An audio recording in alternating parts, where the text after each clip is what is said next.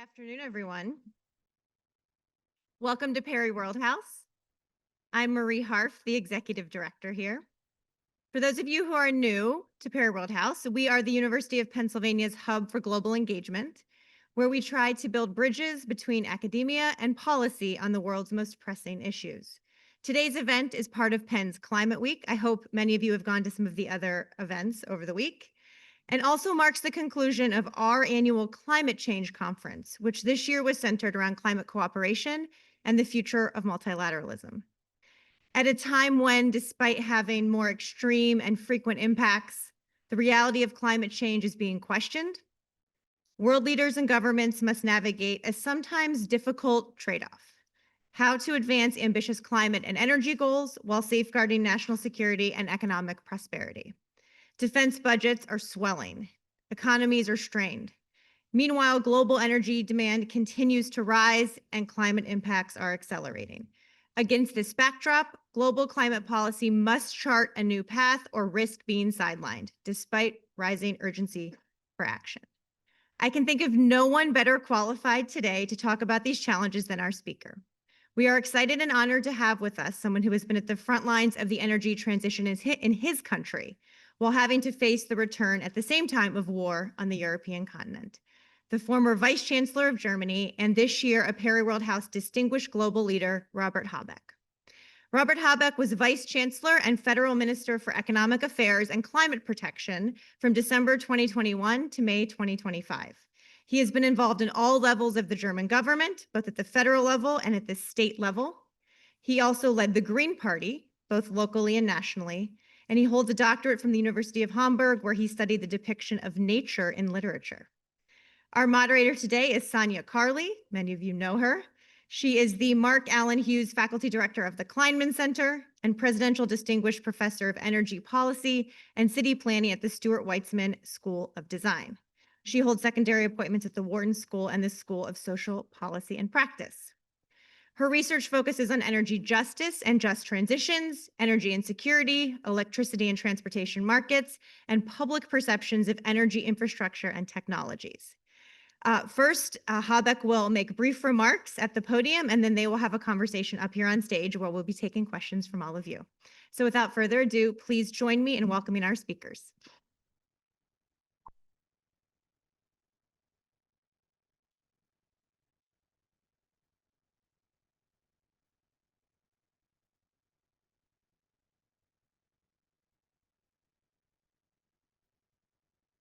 Yes, so thank you very much, Mary, and thank you very much, Perry World House, for having me, inviting me, and giving me the opportunity to say some words before we move these away. And I'm going to sit down and we engage in a more dialogue-oriented discussion. So I try to explain who I am, not my biography, but what I'm thinking when I try to understand the world, and then end on a positive note in these difficult times, why I believe that climate action will be successful. If we are not, we means the politicians will not destroy it.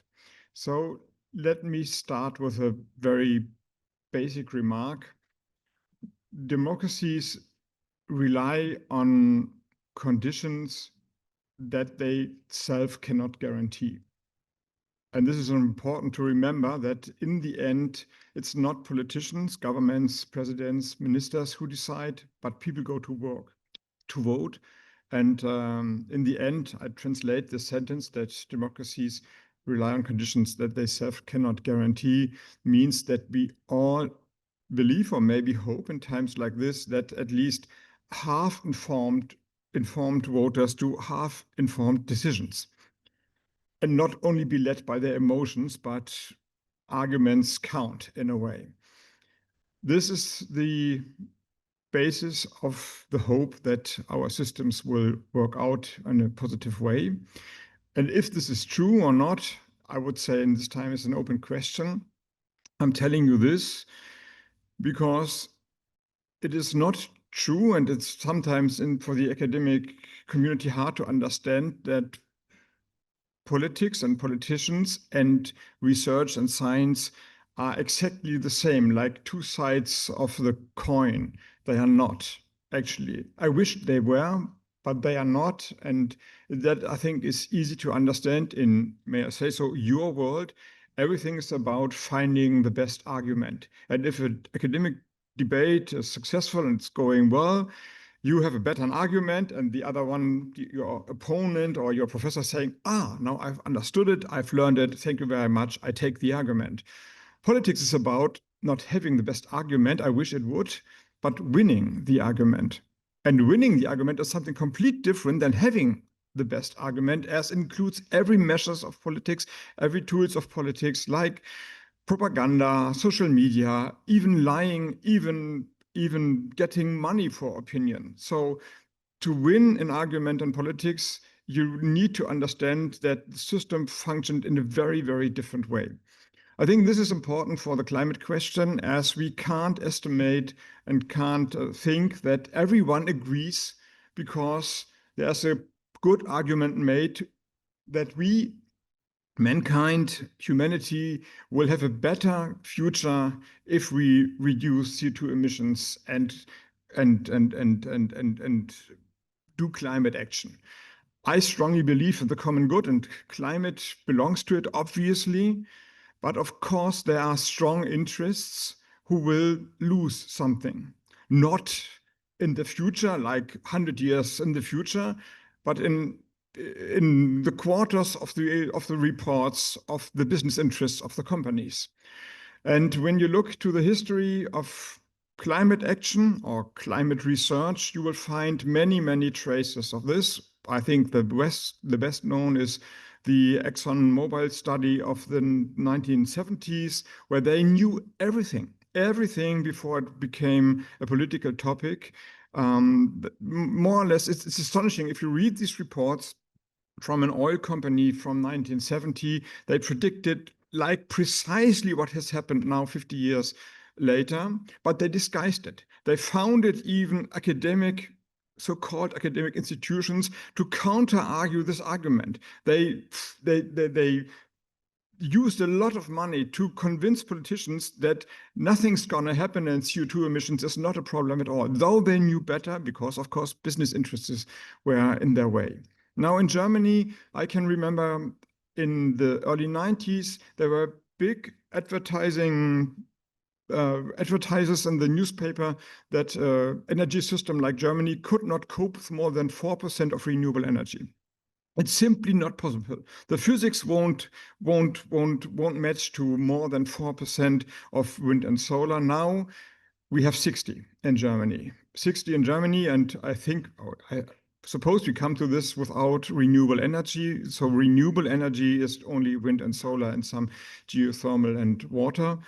And the permitting processes are done for the next 10%, maybe 12%. So at the end of the decade, Germany I think would achieve 80% of renewable energy in the system. And have in mind that only like 30 years ago, the companies, the ones who knew how the system functioned and had huge business interests, argued that only 4% is possible. Now it's up to 80, and this is a success story beyond measures, I think. So, and now this gives me hope, actually. And the hope is adding up to the conclusion. I think the battle about the energy system, meaning the electrifying of society, is actually won for the technique and therefore for climate. What is not won is the other sectors like traffic, heating, industries. This is not completely clear where these sectors will move to. I think in automotive, cars, transportation, you can see that batteries are now becoming cheaper and cheaper, and Tesla was the first company who was very successful. Now the Chinese are really flooding the market with their cars. So I think it's unstoppable, but it's not so far as solar panels are. We always argued in the climate scene that yes, Europe and maybe the US are doing well and doing what they could, but China is always the problem.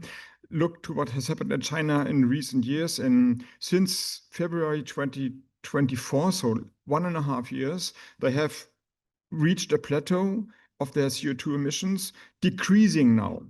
Of course, their economy is also going through different times, but the best guess and bet is that China has reached its peak point earlier than ever expected and estimated.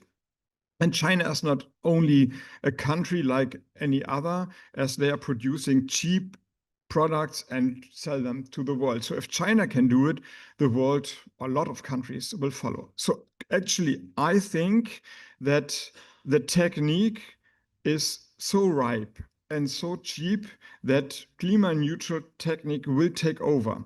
And if we are not stopping it, we, the politicians, means, and the governments, we have all reason to believe that climate action will be successful in the future due to all the bad news that are coming out of the news everywhere, every day, actually. So the big question is there a political alliance? Is there forming a political alliance where the short-term interests of the fossil industries and the political interests of the political leaders unite and stop this process? This is the question that is on the floor right now. And to be honest, I don't know what the answer is, but I think if the climate movement, this community, as I expect this community is what is thinking, knows that there's still a battle to be taken, a fight to be fought, then we can find the arguments. And if democracy is working and people are listening at least halfway to argumentation and take half-informed decisions when they go to vote, then we have all chance to believe that climate action will be successful in the future. And the faster we move, the better it is. Thank you very much.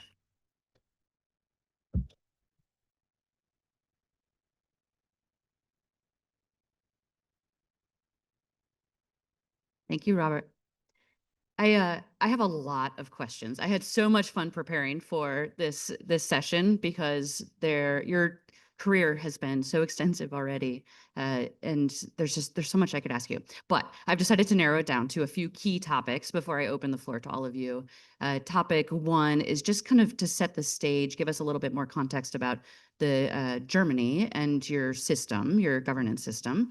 The second, I want to ask you some big picture questions about where we are in the world right now and some of the challenges we're facing. And then I want to ask you a few personal questions. So that's the lay of the land. First question, could you help explain to all of us, for those of us who aren't really well steeped in Germany's parliamentary system, what are the political parties? And specifically, can you tell us about the Green Party that you've represented and how it kind of fits into the broader milieu? Okay. We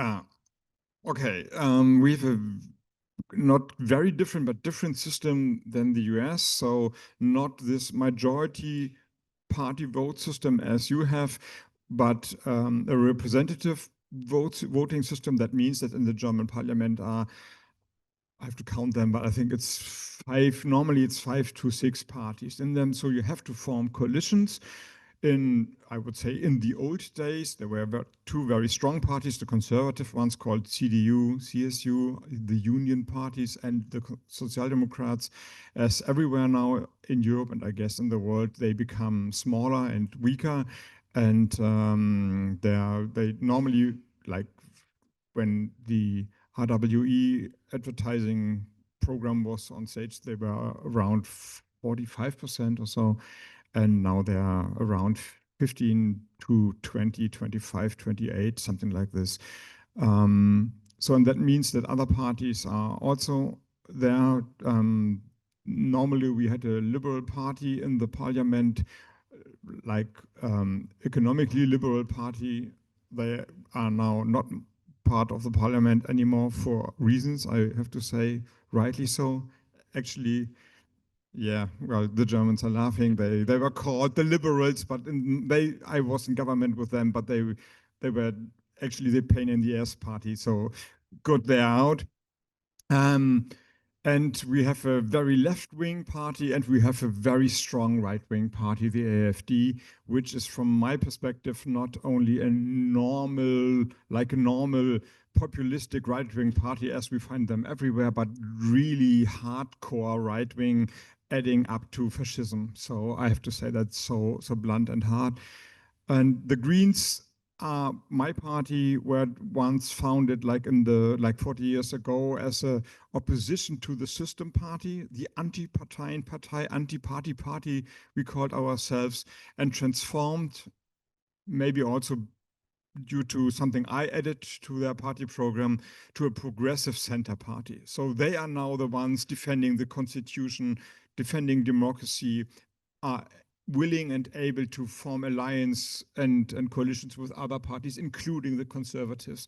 So they really try to hold the political spectrum together, which is of course hard, as compromise, finding solutions, seeing the reasons for the other side is not popular at the moment, right? It's all about polarization, and this is also the reason why I now here in the US and in other places try to find maybe a new political idea how to win this debate or this battle, because I can't see how a society should survive if only one side thinks it's not about political competition, but really a political war, and you have to defeat and destroy the others. I mean, how shall we destroy half of the population that are not our opinions?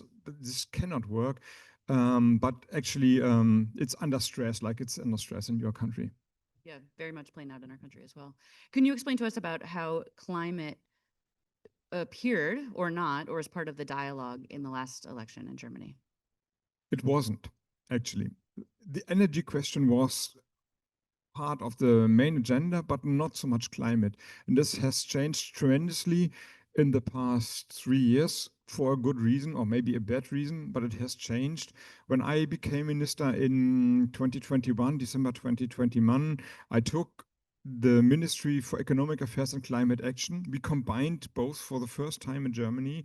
And my plan was to, as I just pointed out when this podium was standing here, to bring economic growth and climate action together, green the economy, a very successful, thriving, energy-intense economy, heavily relying on fossil fuels, in bracket Russian gas, should become climate neutral in the next 15, 20 years. And now I try to take the first steps. That was the plan, and partly this plan really worked well, but then something else has happened. You remember Office 2021 in December, and in February 22, the full-scale Russian invasion of Ukraine happened, including the loss of Russian gas in September 2022.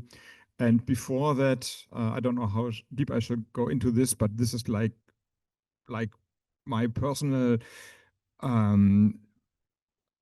existential experience, I would say, that we shall I tell the story? Oh. It takes a little bit longer. I love this story, but I want to save it for, we want to I've build done up. it before, so the guys who have heard it, this 10 guys in the audience who have heard it, sorry for that. So before I was minister on the federal level in Germany, I was minister on the state level in Germany, and I was trained to, before vacation starting, to look in all potential areas of crisis. And so it was December, and before we all went into Christmas vacation, I gathered the people of my ministry and asked them, okay, folks, is there something I need to know about the winter? Is everything in order? And they looked at me and said, okay, Robert, funny you are asking. It's actually not. Our storages, our gas storages are empty. And I thought, how could that be? And we don't know. Actually, normally the market works like this, and summer, the gas prices are lower and the companies buy gas, and in winter they are higher and they sell gas, and then you have normally full gas storages at the beginning of the winter, not that time. And actually not that the companies haven't bought the gas, they sold the gas over the summer and to Belarus, which is a close ally to Russia. And the companies was not just a random company, it was Gazprom, because some clever government before we took office came to the brilliant idea to sell our gas facilities to Putin and to Gazprom and to Russia. And that was, I mean, all the troops were at the Ukraine border, so you could see what's going to happen. And the storages were partly empty. So that was really, really a dangerous situation. And then after the aggression, it was completely clear that Putin would weaponize energy in this case, natural gas. The dependency on natural gas was like over 50%, 55% from Germany. Empty storages, dependency of 55%. That means houses in Germany are heated by gas. Burning gas makes the houses warm, and if there is no gas, then the houses are cold. And the industries are running on gas. It's like 50% and 50% gas consumption is in the private households and in the industries. And that would mean a shutdown, like your government, a shutdown of the industries. They would not produce, and people will be unemployed. And then yeah, you can imagine what would then happen on the streets of Germany, freezing at home and having no work to do. That would create immense stress in our country. And I guess that was the plan. Then Putin cut off the gas in the end, but in September 2022. And I don't know why. If he would have done it in March or in April, we would not have survived the coming winter. But he, for reasons I don't know, did it in September, and that gave us enough time to overcome this difficult situation. So, and everyone in Germany remembers in a way, maybe not the details of the story, but remembers in a way that there's a problem, a security problem with energy. So energy was in the last election a main topic, but not climate action, climate fighting global warming, but how secure is our energy system. So it changed a little bit. Story is, from my point of view, it adds up to the same. So electrolyzing your society, producing your own sources of energy makes you in a way independent from imports from other countries. That time, Russian gas. Now, sorry to say, it's also LNG from the US. But of course, you can ask the question, being dependent from Putin or being dependent from Trump, is there such a big difference? Nobody knows. And I hope we never find out. I'm glad that you saved another story because I was very nervous that you're going to tell this story too soon. But don't worry, there's more stories coming. That was great.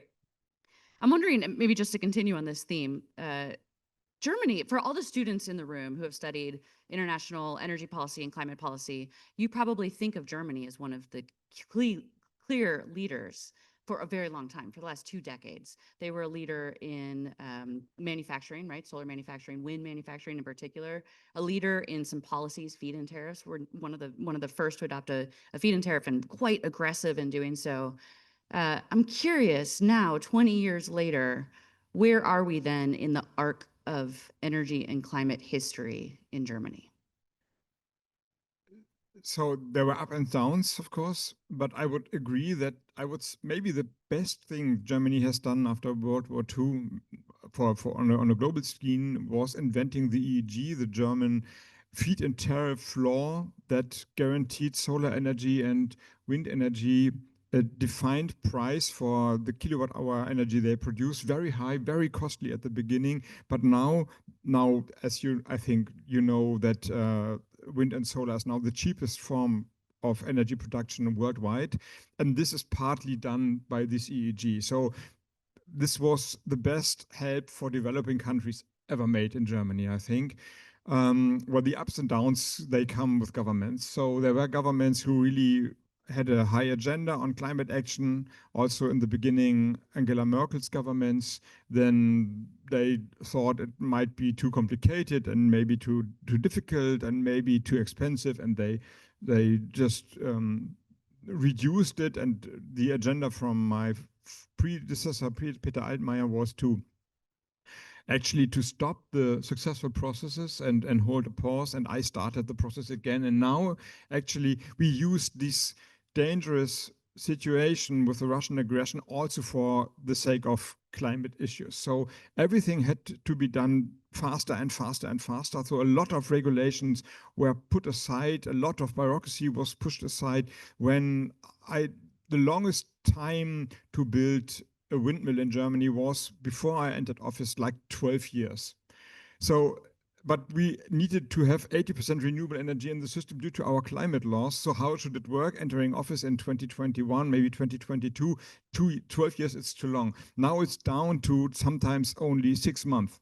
So, and the average, I think, is something below 2 years. So this is really, really fast, maybe the fastest now in Europe, because we put the permitting processes together. We used all kinds of technique to be faster.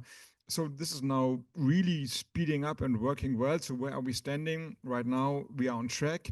And for Germany, I hope that the acting government will not destroy the success. This is now beyond my reach, but it's possible that Germany will achieve its climate goals. Yes, Well, actually, for the first time, actually, I can say that. that's incredible. I do have a question about national security concerns, right? It seems that the present government is so concerned about security issues and less concerned about climate and energy. Do you have concerns that that might Yes, result in but some rightly so. I backtracking? mean, this is always. I don't know if there are Russian drones in the US, but in Europe they are like everywhere. So, especially at the eastern flank of the NATO in Scandinavia, they are over the airport of Copenhagen, over the airport of Oslo in Norway. They undersea or sea traffic is there are a lot of sea cables and satellite transmission lines are destroyed. Then there was a fish trawler who accidentally has his anchor drawn over the sea ground, and oh, there was a sea cable. Now it's destroyed. Yeah, but it was only a fishing trawler. Turns out it's always the same fishing trawler. It's not coincidental, and suddenly you find out that this special sea trawler was in a Russian military harbor like a week before, and so there's. When you are sitting there, is it public your underwater mayhem study? So there's a Ben Schmidt is an expert here from your university about it, and there's a book published, Underwater Mayhem, where he's using the vessel data to track the vessels or the ships of the Russian shadow fleet. And one of the, not the first sea cables cut, but one of the, I would say, most important ones was in Svalbard, Norway, and then halfway up to Greenland, there lies the archipelago of Svalbard. And there was a Russian fishery vessel who crisscrossed the sea cable like 140 times. But and then he, after it was destroyed, he just sailed away, or it just sailed away. So, as one said in your report, there must be a lot of fish, and suddenly they were all gone. So nobody should believe it, and so there is a security issue, and we have now to spend money, a lot of money in defense and security issues. But also, this is adding up to, I would say, a security story that leads to renewable energy. I was once visiting Ukraine and drove with the governor of Mykolaiv, that's the oblast near to Odessa, so very close to the front through the country, and there were windmills everywhere and new windmills. And I asked him, okay, what have you done? Where are all these windmills are coming from? And he said, yeah, well, haven't you noticed power plants are a target? They are attacking by purpose gas, coal, and nuclear power plants. It's far more harder to hit windmills. They try to hit windmills as well, but follow this argumentation for a country in war like Ukraine, it's far more harder to destroy all the houses that have solar panels on the roof. Mhm. Unfortunately, the Russians also try to destroy the houses. But see what I mean? A decentralized infrastructure is maybe harder to control for security reasons, but it's harder to attack as well. So you have to think, I mean, there are two security issues that are new. Energy can be used to blackmail a country like natural gas from Russia. Mainly it's fossil energy, I have to say. And there's all kinds of sabotage attacks and espionage in the energy system. So both are on the table, but from my point of view, this all leads to resilience, and security leads to renewable energy. So you come out with the same answers as for climate action when you come from the security issue, especially from a European perspective. In the US, the discussion might be something else, as you exploiting a lot of natural gas by fracking. But this would be impossible in Europe, I have to say. It's too densely populated. The processes will take too long, and nobody likes it. So that's the way forward, I guess. The next question I have comes from somebody on Zoom that sent it in ahead of time. But I know that probably many people in the room are wondering this as well. A very significant challenge that we're facing in the United States right now is with the build out of AI and data centers and the need for new generation in order to provide for those data centers. As somebody, I think one of our friends in Penn, Washington said to me yesterday, data centers are everywhere, all over the place every day. Like they are just so intensely a high priority challenge for us to figure out. And they have implications for surrounding communities. They have implications for our grid, for the resilience of our energy systems. So I'm curious as to whether Germany is facing some of these similar challenges of this need for rapid build out of their infrastructure. Absolutely. I mean, I talked about electrifying our society, like steel production and aluminum production and chemical industry and the transportation. So we need huge amounts of electric energy in the future. And then data centers are coming as well.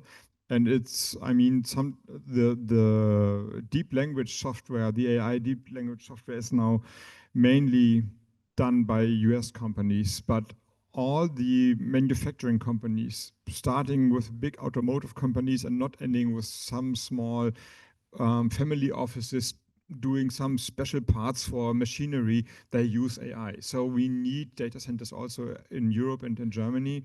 So we need more electric energy also for this reason, or we won't have a thriving economy in Europe. When the question is where should the energy come from, is that the underlying question? I would say it should be climate neutral and it should be safe and the market conditions should be fair. So I know behind the question lies the question of nuclear energy, and I know that a lot of American tech companies are looking to small medium reactors.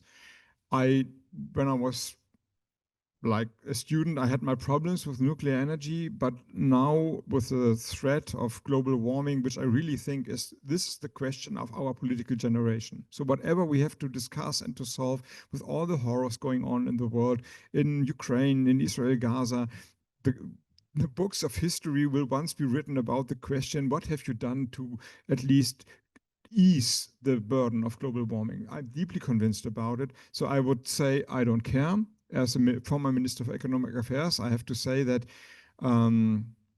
in starting with the question of insurances, so if you have many small, medium reactors in a chain, do you find an insurance company? How much? Secondly, I would say, and that would be difficult in Europe, I would say. Normally the state is doing it, but this is a form of subsidies.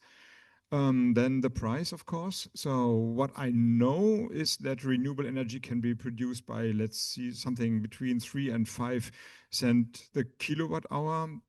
Same, I would say, is in US currency. And what I read about is that nuclear power plants, small medium reactors start with 12 and end up by 20 before they are there. So normally the experience is that nuclear power plants are far more costly than the original plan is. So it takes long. So, but this is my question. So in the end, the question is for at least some parts, what is faster and cheaper? Is it a huge solar power plant with a battery behind it or a nuclear power plant? I don't know, but this is from now on, I would say, let the market decide. I'm fine with it as long as this is not the secret agenda of some energy, maybe former fossil energy company to destroy the move to climate neutrality. Now I want to ask about the personal story.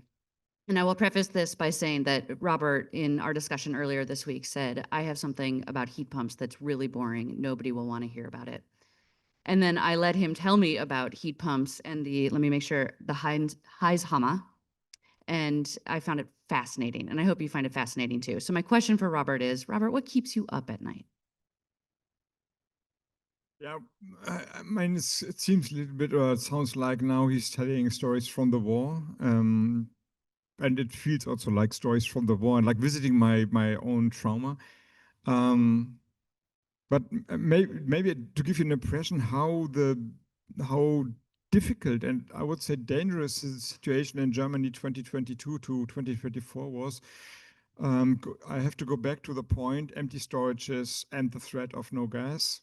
And as gas is in the heating system like everywhere and also in half of the industries, so from steel to paper to glass to chemicals, it's like everywhere. And then first you think, okay, glass, yeah, God, is it important? Well, we can also drink our champagne out of a plastic bag then. So do we need glass bottles? No, maybe not. And then you come to learn that glass is also for the hospitals. And every industry explained to me that they are system relevant. So everything is important in a way. So we try to save energy wherever we could. So I under my watch, there was a law that public offices like universities, ministries, courtrooms, whatever, should not be heated over 18 degrees Celsius in the winter. This is, someone has to calculate it. It's cold, actually. It's not that you're starving, but in the year 2022 and 2023, or the winter 2023 and 24, people in my ministry, the German ministry, the third largest economy in the world, and the ministry running this economy were sitting with winter jackets and sometimes blankets around their shoulder because it was so cold. And this is 80 degrees Celsius when you're sitting at a desk like 6 hours, 8 hours. You are freezing. It's really cold. We we shut down the public lighting of the official buildings in the inner cities. So in this winter, the Brandenburg Gate, the Deutsche Bundestag, in Munich, the Triumph Arc was not lighted. It was dark. The inner cities were lighted just to save energy.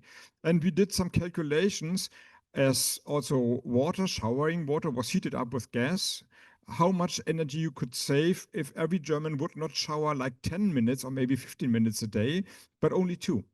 So I was every evening on television discussing with the German public if it's necessary to shower like 10 minutes or 15 minutes, and maybe 2 minutes are enough. I mean, it's just to clean your body, not to enjoy the water. The times for enjoyment is over now.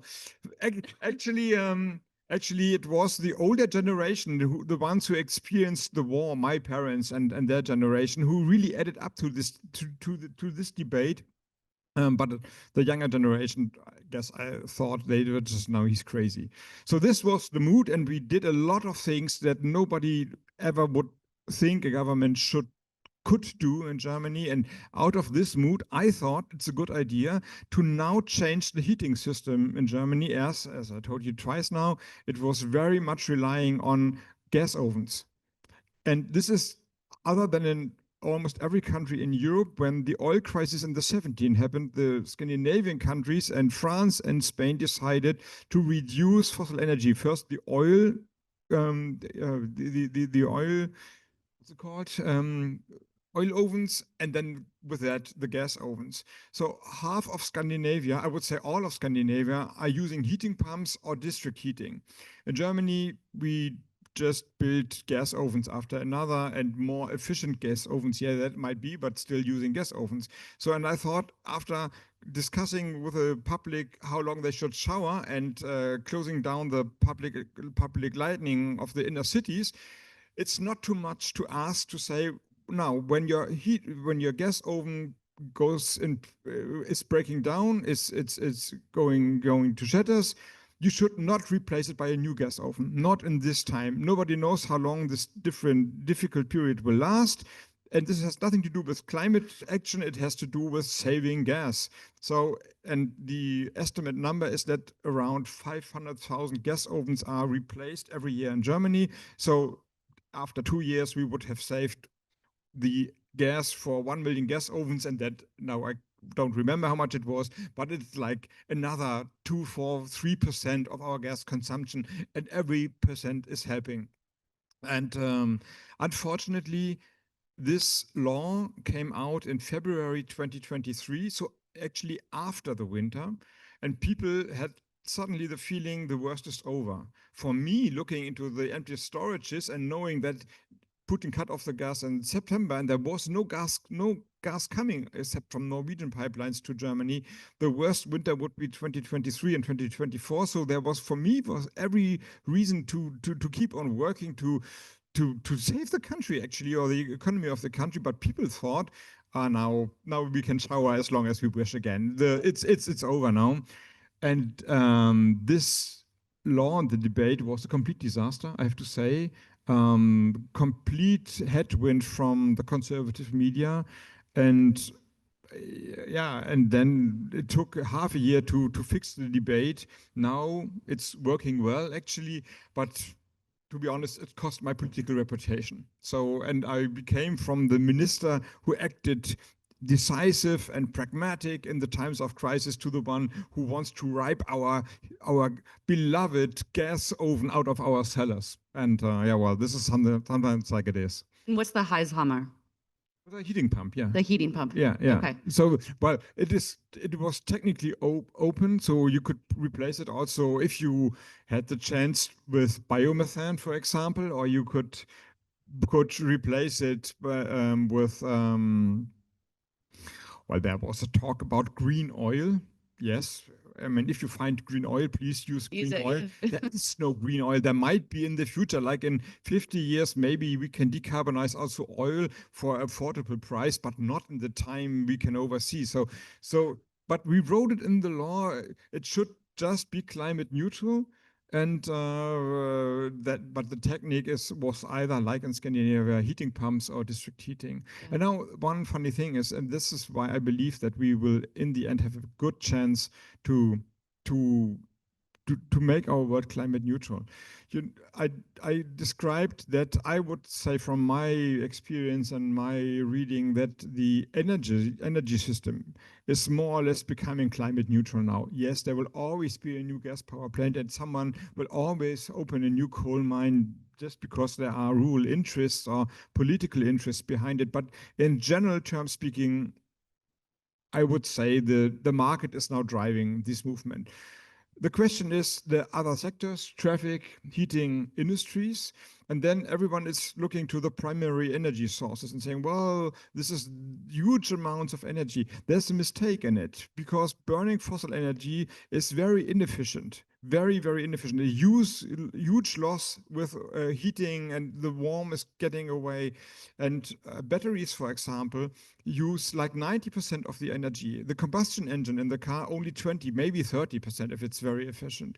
So looking at the numbers of the primary energy does not mean we have to replace the whole of it. If we using electricity, we only have to replace like maybe 60% of it. The other one is the gains of efficiency. And the heating pump, I don't know if you know how a heating pump is working. It's taking some electric energy, and via a chemical process, it's 4 times doubling this energy for the heating system.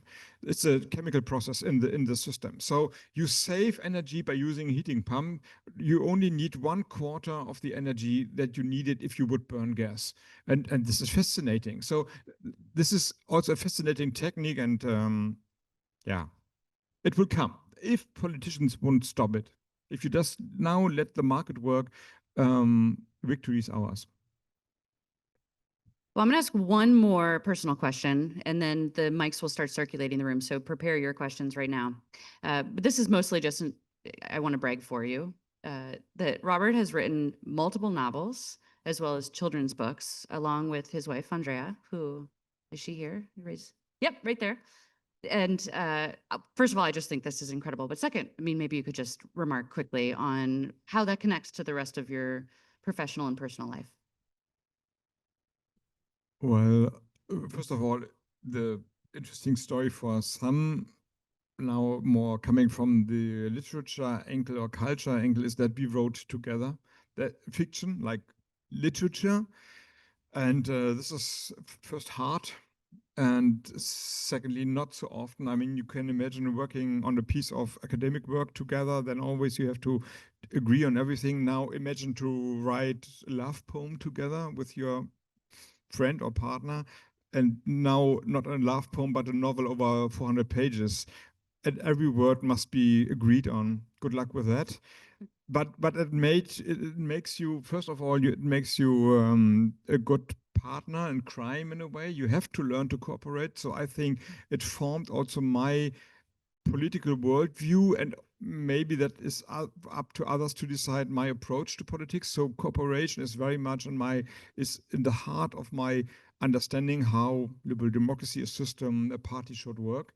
Maybe I learned it there, Andrea, with our cooperation.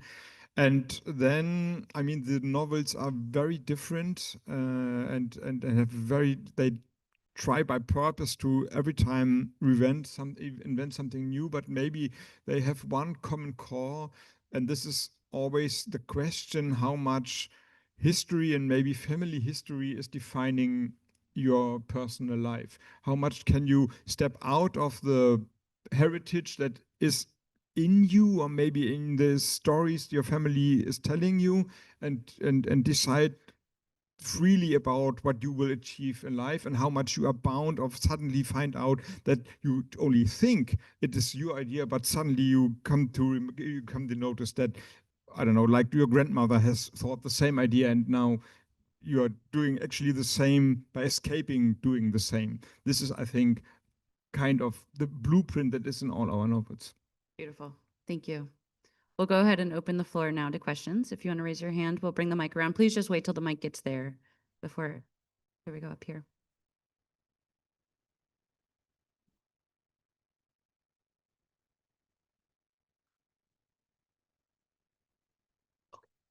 Thank you. Thank you. I wasn't going to ask a question, but now I do have to ask a question.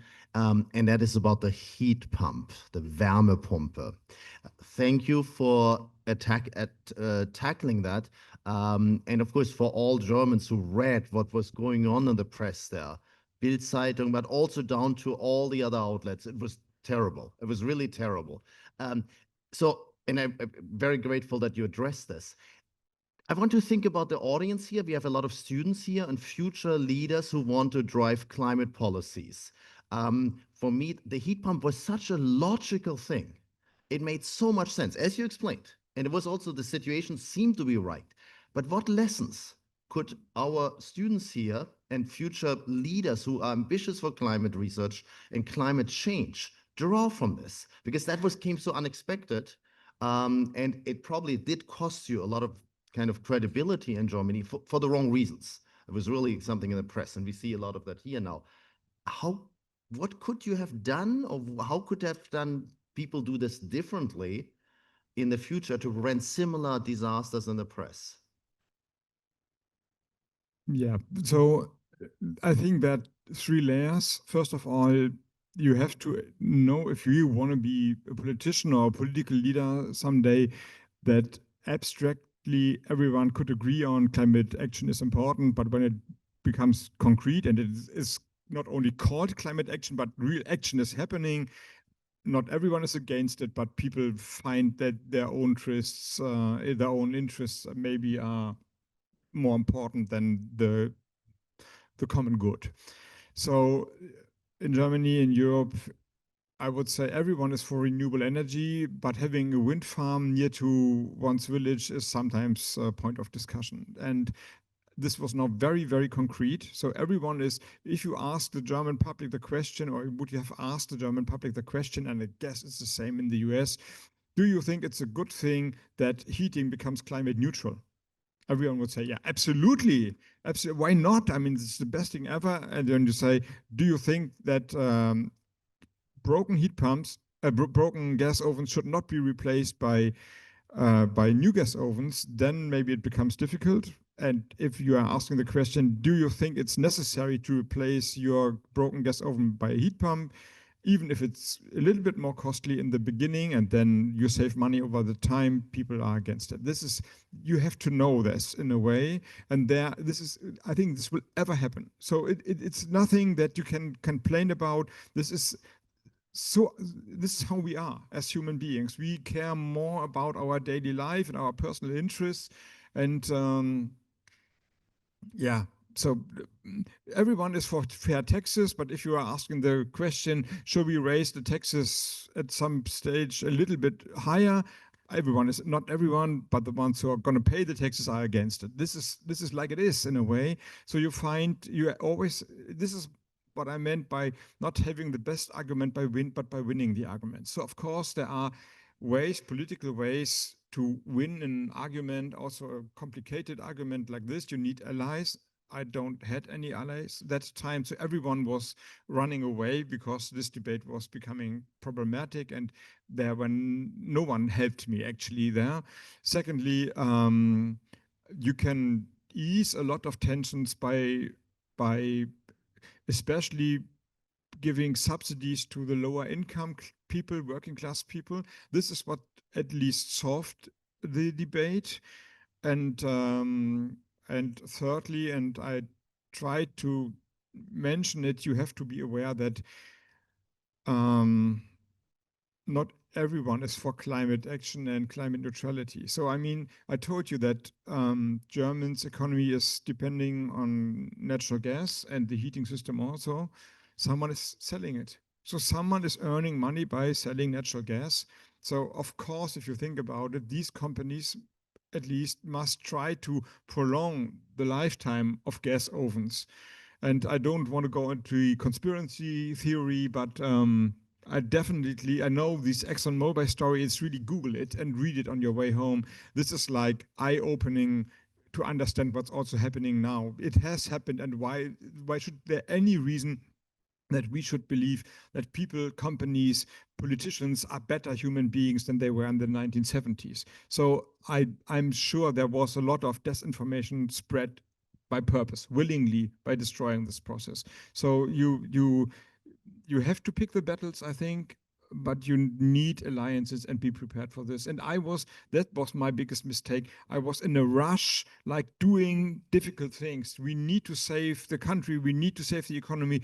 We were like in a tunnel. It was fascinating, actually. We did like 30 laws in 3 months or so. It was like being drug addict. So this is what politicians, this is what I was made for. This was the best time in my political life, because suddenly you could do amazing things, but I lost I haven't looked left or right. So I wasn't aware that the mood in the society has changed, and this is the job of a minister. So I don't need to be, or a politician does not need to be the best expert on biomethane or storage capacities. Therefore, experts are everywhere. You have to translate it into public opinion, and you have to understand the public opinion and translate it into academic research or technical development. And there I failed, I have to say. I have not noticed that the public opinion has changed.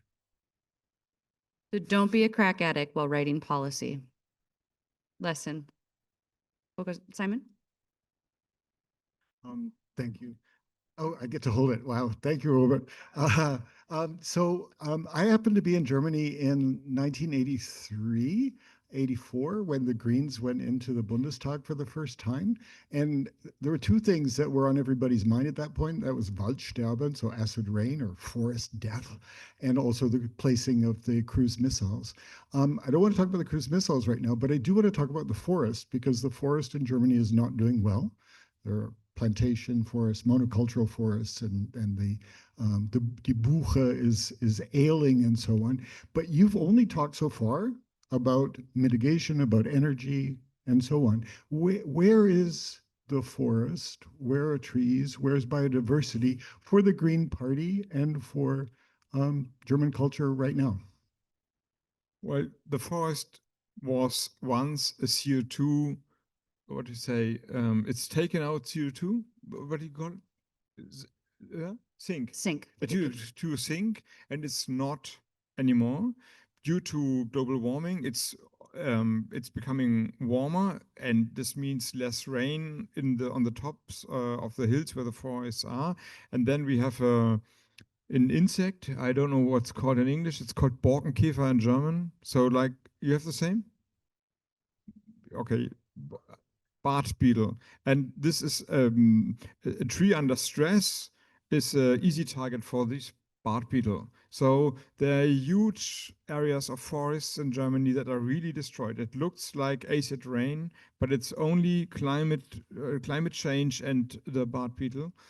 And it's now not a CO2 sink, but it's emitting CO2 for the first time, I think, last year, or maybe the year before last year. And there are mountainsides now in middle Germany that look like Extremadura in Spain, where when they built their big shipping fleets and like 400 years ago, they chopped down all the forests. So it's really shocking in a way.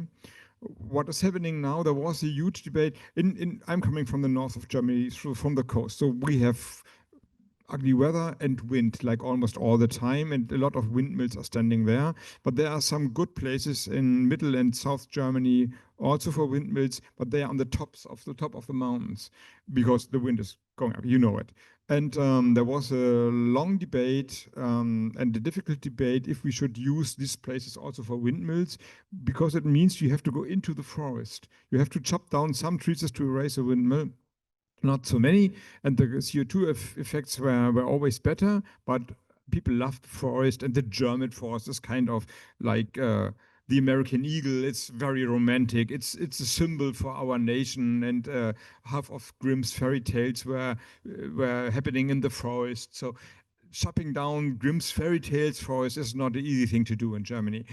Now it changed. The forest is gone. In many places, the forest is gone, and now the ones who are caring for the forest sometimes voluntarily want to build windmills, earning the money, using the money to rebuild the forest with more climate resistant trees. So this is now the not everyone likes windmills on the tops of the mountains, but now the ones who are caring for the forest are asking for them. So this has changed now.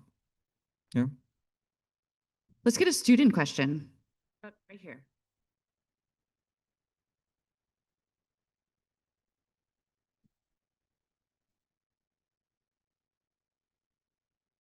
Hi, thank you so much for the talk. I had a quick question. So, the U.S. government isn't great at enforcing like climate related policy, I think. And so, if like the U.S. government had to take like notes and advice and lessons from Germany, what would you say like you would tell them as like. Well, I told you that the energy issue shifted some way away from climate questions to security questions, Russian gas. And I don't know if you remember that when your president and the president of the European Union, Ursula von der Leyen, made an agreement on the trade policy of the future, it was agreed that Europe should buy 700 billion for 750 billion euros natural fossil energy from the US. This raises more questions than I have answers, because until now it's a free market, so it's not for the politicians to decide where the gas is coming from, and that should be in 3 years. So that would be 250 billion euros every year. And now you suddenly see that there's a problem. We, the Europeans, are buying. This is very different from the American perspective, but I mean, now we are among us. I can tell you the truth. The Europeans are buying for 450 billion US dollars fossil energy every year. Money that is literally burned. It's not helping anyone apart from the companies who are earning the money. So it's not money we spend in education or health systems or clean water somewhere in the world, where also some idiots would argue, well, we spend it at home, but maybe this is something good. It's fossil energy, and it's mainly going to countries that are not always well-meaning with liberal democracies.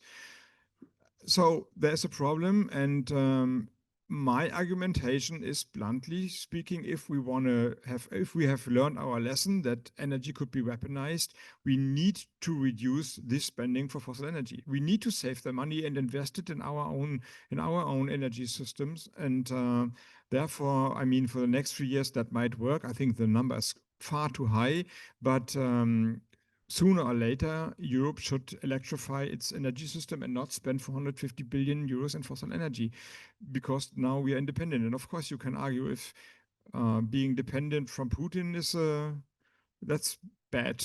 Being dependent from JD Vance and Donald Trump is maybe not an advantage in the future also. So I would say This is an issue. It's a security issue that is not gone.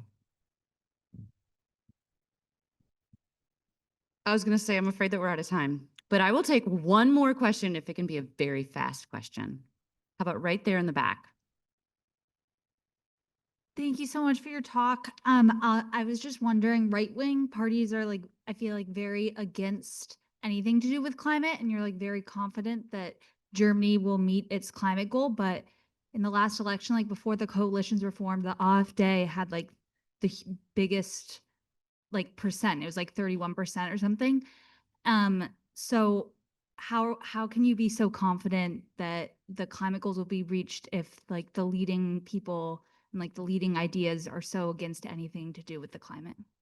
Well, I'm not overconfident, but I think if you look to the world, not only to Germany or some other places, but in general terms speaking, and see what is happening, 80% of the investment of the energy investment of the past 10 years was going into renewables. China, I talked about. So it's happening now. And of course, there is a chance that political decisions will destroy this movement.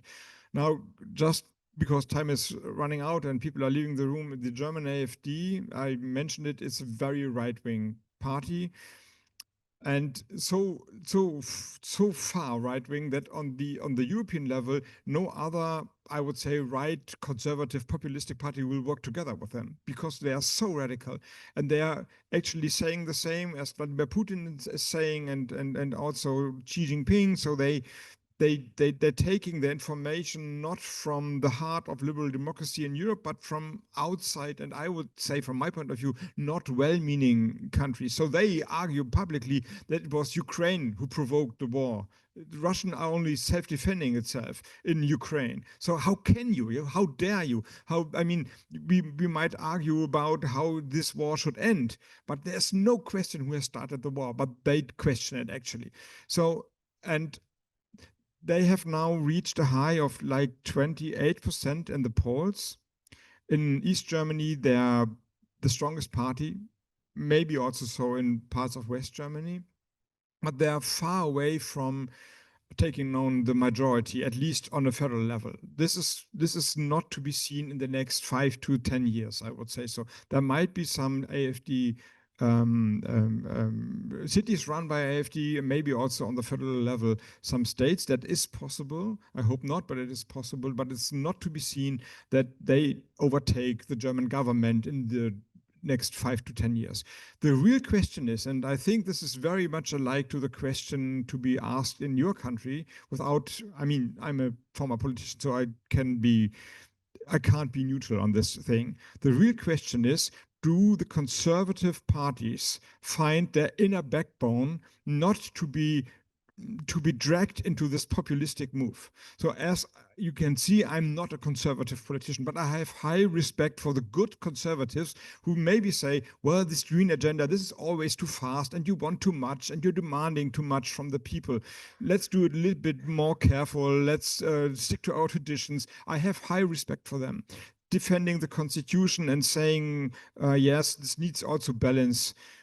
The question is, do these politicians, these parties are like seduced by these very right-wing parties and the success of them, and or are they not? And I hope they're not finding their strength, meaning believing in constitutions and not being seduced by the populistic argument. And I think for your country and for our country, this is a decisive question. Let me now draw this session and this discussion to a close. If you could all join me, maybe Michael's coming up. Can I? Okay, if you could join me in thanking Robert for all of his insights.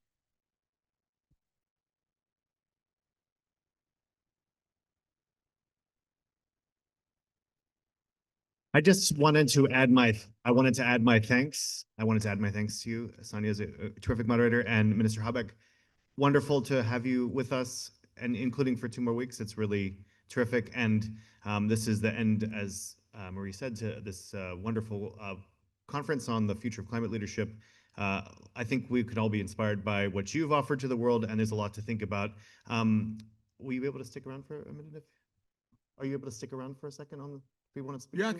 yeah. Okay, so Mr. mean- Habeck graciously is going to be able to answer some more questions here on the floor, but thank you all for coming today. Thank you for being at Perry Worldhouse. Many more exciting events coming up, including on Monday, Prime Minister Olmert and Dr. Nasser Al-Kidwa, who is the former Foreign Minister of the Palestinian Authority, Prime Minister Olmert, former Prime Minister of Israel on Monday. You can sign up for that if you're a PEN affiliate on our website. Thank you to everybody. Thank you especially to our panel.